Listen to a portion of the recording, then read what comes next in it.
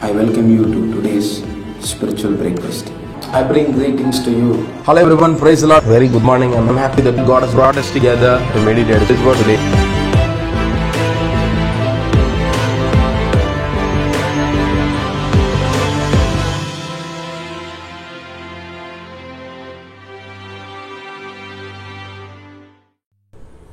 Hello everyone, praise the Lord, very good morning. I'm happy that God has brought us together to meditate His word. May God speak to us even today as we meditate His word. Today's meditation is from the book of Acts chapter 16 verse 19. Before we go into the meditation, I want to encourage you. Today is the first day of this week, and you might be getting ready to go to your church, and I have seen so many people, I'm seeing it, that so many people are afraid of this coronavirus. Afraid to the level that they are not ready to come to church. They think that, if I come to the church, it will spread to me. Oh my God, if I come to church, I will get affected by this virus. Let me tell you, church is not the place where we spread the virus. Church is the place where we heal the virus. Church is the place where the diseases are healed. It is not the place where the diseases are spread. So you can boldly come here, because our Lord is greater than this coronavirus. Our God is the one who heals.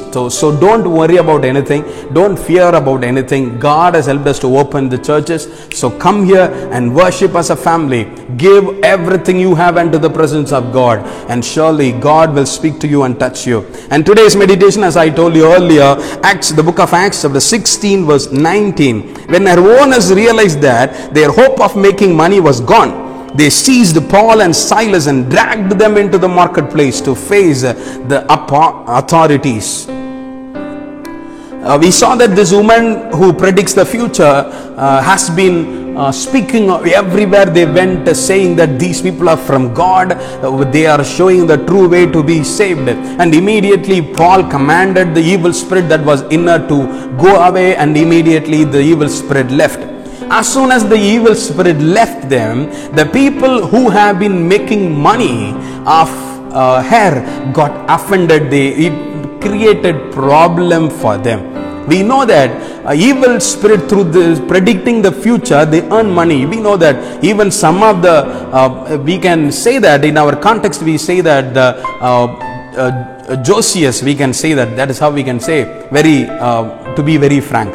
And even so many Christians who go there and show their hands, read my palm and tell me what is going to happen in my business, what is going to happen in my family, what is going to happen in my son's life, when will my son get married, when will my son get a baby, when will my family become rich. And that is how they ask the witchcraft, the evil spirit. But then what do? They give offering, they give money. That is how there was a group that was earning money from the people by cheating them. So they got angry. What does that mean? This is the society we are living in. This society is known for killing people and living. That is why they say poor gets poorer and the rich gets richer. That is the society I saw, man.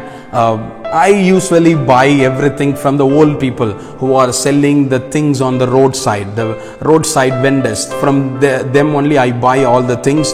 And let me take you one more minute in this for this, because it is very important.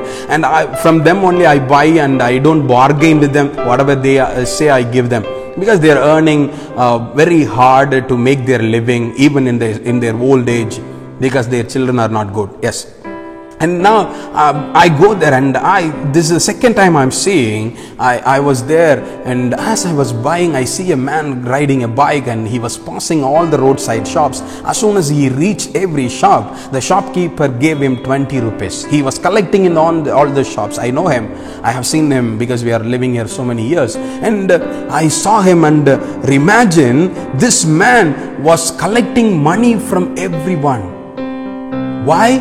Just to let them have their shops on the roadside.